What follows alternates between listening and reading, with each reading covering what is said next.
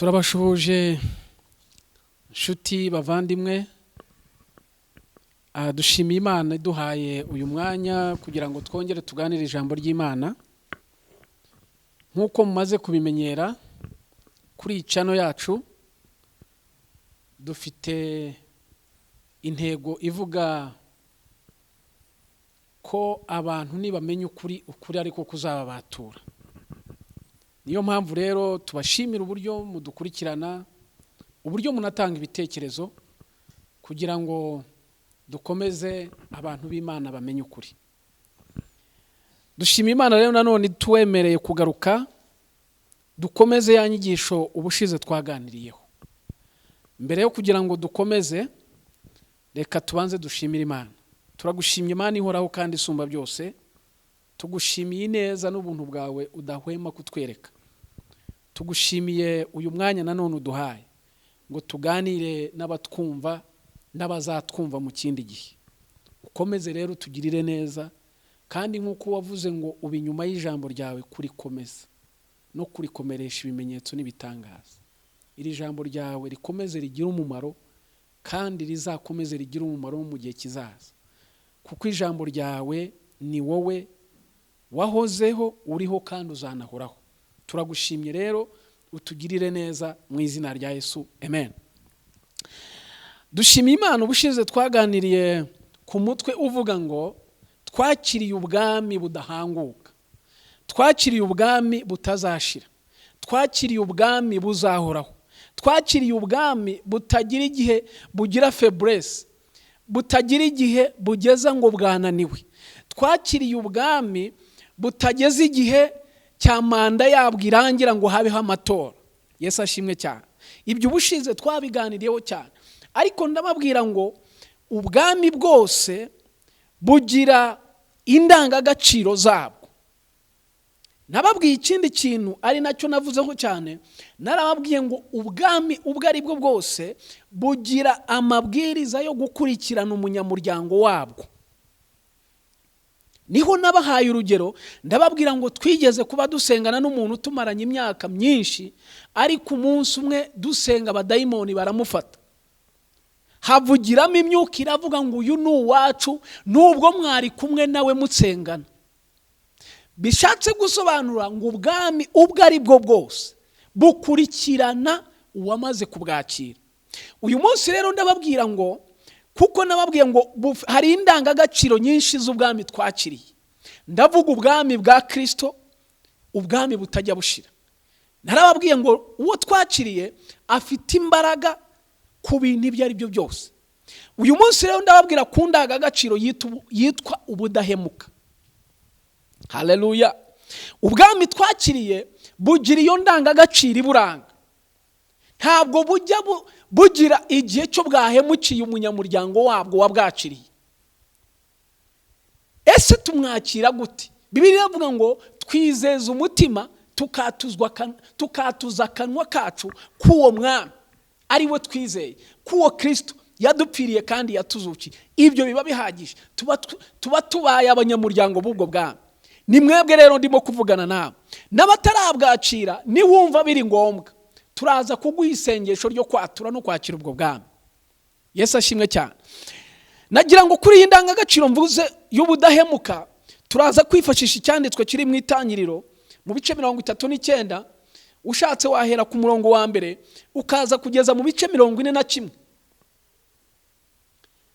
Ariko kuri 39 umurongo wa 11 tuhasanga iki gice tugisangamo inkuru z'umusore witwa Yosefu.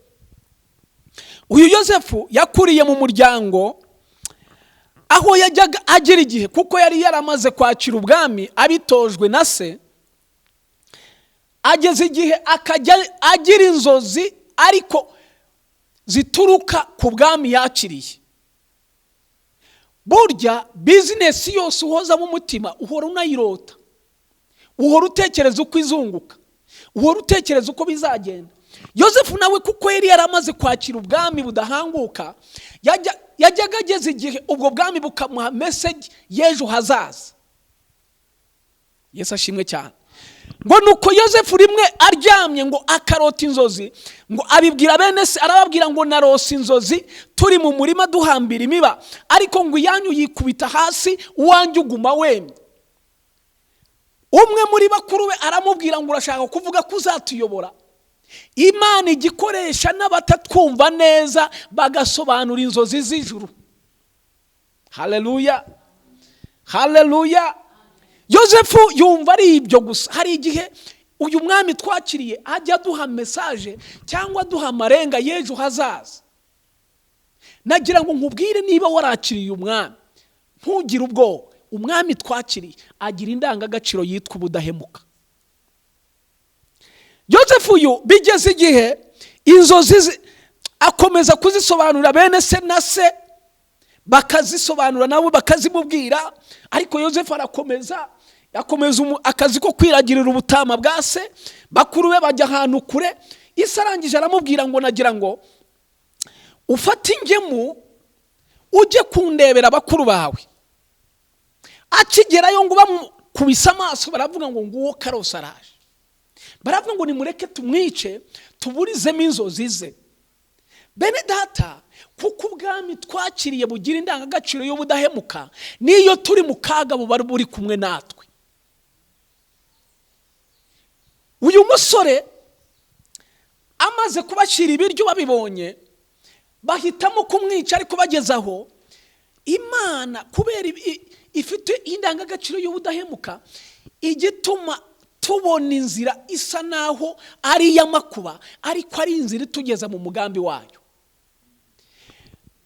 Mu gihe bakijya umugambi wo kumwica, baravuga bati oya, reka tumunage mu rwobo, wenda azapfiremo cyangwa inyamaswa z'inkazi zizamurye, ariko tutavosha amaraso. Bakiraho bamaze kubikora, bumva ngo abishimayeli banyuraho. Bigira inama bati nimureke tumugurishe agende ajye mu gihugu cya kure, wenda azabeho, ariko tureke kuvusha amaraso. Ariko Imana ahantu tubona nkaho ari ahantu h'ibyago, Imana igiha turindira kugira ngo izatugeze mu mugambi wayo mwiza. Imana yacu twakiriye, ubu bwami twakiriye bugira indangagaciro y'ubudahemuka. Nshuti muvandimwe unteze amatwi, cyangwa nawe uzakurikirana iyi nyigisho, nagira ngo nkubaze ngo wakiriye ubuhe bwami? Yesu ashimwe cyane. Ni ubuhe bwami wakiriye? Ubwami bwose wakiriye buzakurinda. Haleluya. Ubwami bwose wakiriye buzagufinansa mu gihe ubuze support. Nagira ngo nkubwire ngo humura, niba warakiriye Kristo wapfuye akazuka, uyu mwami wapfuye akazuka, uyu mwami waciye inzira mu nyanja itukura, Abisirayeli bamaze kugira ubwoba bwinshi, biravuga ngo hirya no hino hari imisozi miremire, imbere yabo bahabona inyanja itukura, inyuma yabo bahabona ingabo za Farawo zibakurikiye n'amagare n'amafarashi. Ngo bahindukiriye Mose baramubwira ngo niki cyatumye udukura muri Egiputa? Iyo ureka tukigumirayo, iyo ureka tugapfirayo, ko twaryaga amadegede tugahaga, nyumvira nawe. Kandi Imana yarababwiraga ngo ibatwaye mu gihugu cy'amata n'ubuki. Ikintu gituma abantu bashobora gupfira mu rugendo ni uguhoza amaso ku byashize, ntibatekereze ku ejo hazaza. Yesu ashimwe cyane. Uyu musore witwa Yozefu bamaze kumugurisha ngo reka izo nkuru nzihutemo, ageze kwa Potifari aba umukozi mu rugo aho ngaho, atangira gukora ibintu byaho, atangira ibintu byose bigenda neza, Imana imugirira neza. Iki gice rero ku murongo wa 11 tuhasanga inkuru, kuri 39 umurongo wa 11 tuhasanga inkuru z'umugore wa Potifari wifuje kuryamana na Yozefu. Yozefu arangije aravuga ati woya, bitewe n'amakuru ubwami nakiriye bwamwaye message y'ejo hanjye hazaza, ntabwo nkwiye kubisiga hano, ntabwo nkwiye kubisiga hano kuko maze kurya nkahaga. Hari abantu bahinduka bitewe n'uko bamaze guhaga. Hari abantu bihakana ubwami bakiriye bitewe n'aho bamaze kugera, bitewe n'imodoka nziza amaze kugendamo, bitewe n'abantu amaze kwicarana nabo bakomeye, bitewe n'akabari gahenze amaze gusohokeramo, akihakana ubwami yakiriye. Yosefu aravuga ngo iri kosa sinarikora kuko ubwami nakiriye bwigeze kuma message ivuga ngo hari igihe imibaba y'abandi zikubita hasi wanjye ukaguma uhagaze. Ati kandi ibyo bakuru banjye barabimbwiye yuko nzabayobora. Icyo kintu Yosefu arakibika. Biravuga ngo nuko yiyambura umwitero we arahunga. Yesu ashimwe cyane. Haleluya. Hari ibintu bimwe tuzasiga tutagombye gusenga. Hari ibintu bimwe tuziyambura tukabireka kuko bitadusabye gukora amasengesho ya 40 jours. Haleluya. Hari ibintu tuzareka bitadusabye kwiyiruza ubusa, oya, ahubwo bidusabye gusiga umwitero tugahunga. Yosefu ngo nuko arahunga, ariko ntibyasoreza aho ajya muri gereza. Nagira ngo mbabwire ngo ubwami twakiriye buzadukurikirana, buzaturinda kuko bufite indangagaciro yitwa ubudahemuka. Yosefu ngo ageze muri gereza ahasanga abasore bafungiye muri gereza. Imana ibateza kurota inzozi. Imaze kubateza kurota inzozi, harimo Bibiri y'umwita umusutsi wa vino wabaga ibwami nawe afungiye aho. Barota inzozi, Yosefu arazibarotorera zose, baranaftaha bose, izo nzozi zirasohora. Uyu musutsi wa vino akigera ibwami, umwami arota inzozi. Biravuga ngo zimuhagarika umutima, ahamagara abakonikoni n'abatware ngo basobanure iby'izo nzozi, ariko barazinanirwa. Uyu mwana w'umusore arangije aravuga ati databuja ntuhangayike umutima, ndagira ngo nkumenyeshe yuko muri gereza hari umusore witwa Yosefu. Kandi igihe twari dufunganywe nawe databuja, twigeze kurota inzozi turi batatu.